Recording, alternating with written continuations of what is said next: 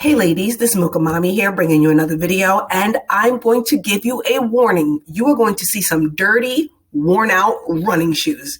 But this video is about the realities of running. I'm just going to go over what it's been like for the past 6 months training up for fall races as far as the shoes are concerned. So 6 months ago, I had put on my community tab that I had gotten my gait analyzed and was buying a brand new pair of running shoes to prepare me for the fall race season. So fortunately, my daughter went with me. I couldn't believe that her shoes were bigger than mine. There's even a picture of me with a pair of her shoes on and comparing my new shoes to her shoes because she will also be running with me for the fall running season. And I'm grateful that she's decided to continue running post high school. Like her, I started running cross country in high school, and it's just been a lifelong commitment and a lifelong sport. And I'm grateful that my daughter and I will be doing the fall running season together. But unlike me, my daughter has always had good access to quality running shoes. Her running shoe of choice typically is the Saucony Cohesion. They're very widely available, and it's one of the shoes that Runner's World and Runner's Lab, the blog post, rates as the best shoe for the money. It's very popular with students, and it's also very popular with treadmill runners because you can run outside, but it doesn't have the tread that's so thick that it will damage your treadmill or track a lot of dirt in the gym if you're cross training. So she's had several ideations of the Saucony Cohesion, and that has always been her shoe of choice. Now, if you were a kid growing up in the 80s and 90s, you pretty much just wore whatever shoes your parents gave you. But I remember really wanting to get the Nike Air Pegasus because everyone said this was a great running shoe. My mom was very apprehensive with Nike because a lot of kids were dying, particularly over the Jordan brand. People were getting into fights, getting robbed, getting killed. But my dad did eventually let me get a pair of Air Pegasus running shoes in exchange for extra chores. Well, I think I had one or two pair of those shoes. But I remember specifically my junior year in high school, I got injured pretty badly in track and field in an event called the 3000. That event doesn't exist anymore. But I got injured pretty badly. And my family took me to the pediatrician. The doctor was also a runner, and he had noticed the Air Pegasus. And he is the one who was first told me that those shoes were pure trash, that it was just marketing and they were not good shoes. At that point, my dad took me to a sporting goods store that's now out of business. That's called Models, where they had to analyze my gait. And then they did not have the electronic machines that they have now that analyzes your gait. It was basically you standing on a tape measure and then walking back and forth across that tape measure while the clerk analyzed your gait for you. So what exactly are they looking for when they're doing a gait analysis? If you have a typically high arch and the outside of your running shoe around where your pinky toe is seems to be more worn out, you may be an underpronator. If you have more of a flat foot and the inside of your running shoes where your big toe is seem to be more worn out, you are an overpronator. If you wear your shoes out pretty evenly on both sides, that means you have more of a neutral gait. Now, growing up, I was definitely an underpronator. I had a very high arch because my parents never let us walk barefoot. And I then was fit for a shoe by New Balance called the 720 All-Terrain, my first real running shoe. And because I was running on cross-country surfaces, which was natural grass and trails, and I had an asphalt track at my high school. We didn't have rubberized tracks back then. I needed an all-terrain running shoe, which means that I needed to invest a little bit more money in the soles of the shoe. Eventually, New Balance discontinued the 720 all-terrain series, and 720s then became streetwear. Also, too, I had noticed after having kids, after serving in the Army, wearing combat boots for long hours of time, my gait became more neutral and my arches began to fall. I am now more of a neutral runner, And also during that time, that is when I discovered ASICS gel technology. The ASICS Gel GT series, I have ran some of my most memorable races in ASICS Gel GT series of running shoes. My first half, my first marathon, my first Army 10 miler, when I tried out for All Army track and field, were run in ASICS Gel GTs. But when they dropped that Cumulus, girl, when they dropped the ASICS Gel Cumulus, that's probably hands down the best running shoe I've ever run in. But it was sold out the last time I went to buy it. So that's when I was told to get the ASICS Gel Contend series, which is basically like the generic version of the Cumulus neutral gate running shoe.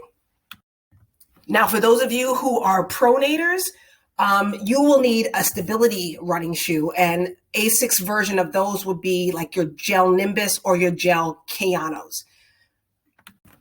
So here you have a mother and daughter duo, daughter who is committed to the Saucony running brand, and me who has been an ASICS stan for close to 2 decades.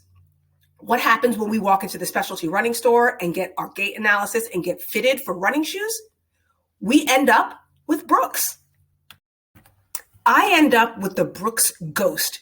This is their flagship neutral running shoe. It transitions well from the road to the treadmill. I would not trail run with these, but they are some fantastic shoes. I definitely think that they're worth the money. They're in that $100 to $130 price range, which you expect to pay for a pair of high caliber running shoes.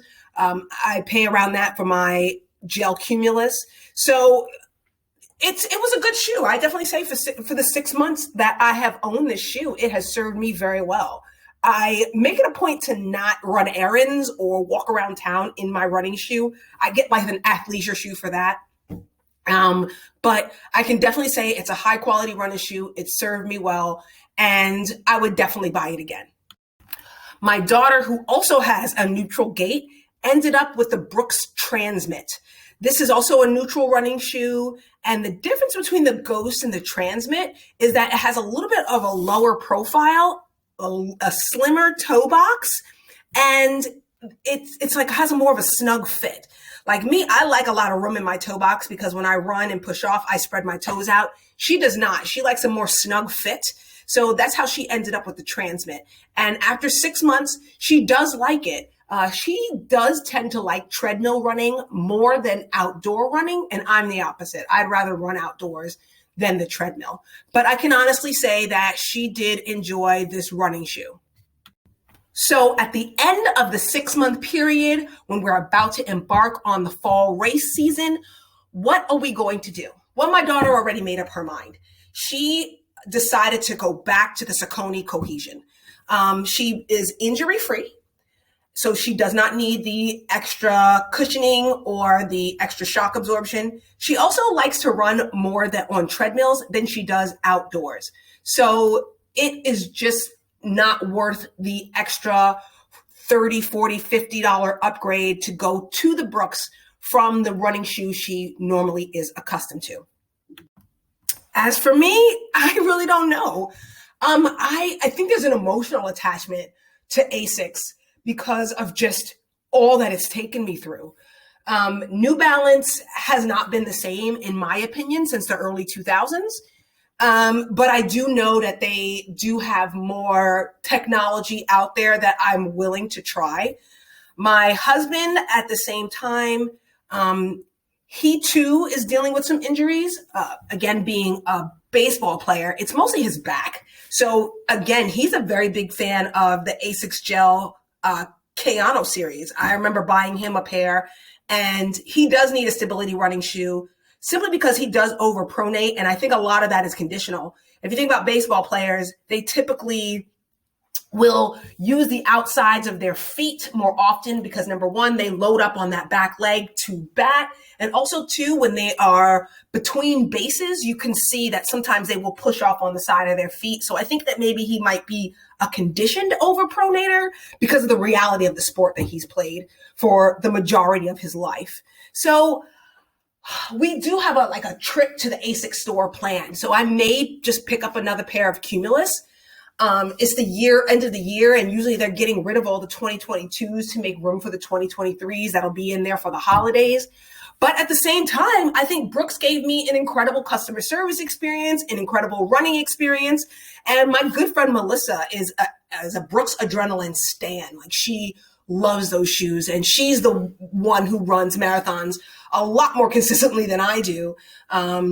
So again, I'm not really sure. And then I do have another girlfriend. She's East African. So in my opinion, I feel like they have somewhat of a genetic advantage, and she's really into like the minimalist running shoe, which makes no sense to me.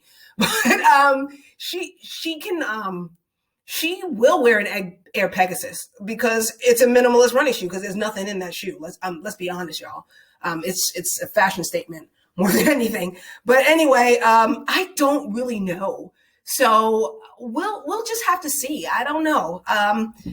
Just in the comment section, write any of your questions or comments when it comes to running shoes, injury, what your experience has been. I did try on a pair of Clouds, and I see why people like them, but I just don't. So Hoka's, they're more a stability shoe, and I'm a neutral gait, and I just did not feel that it was going to be worth it for me. It's too much sole in that shoe.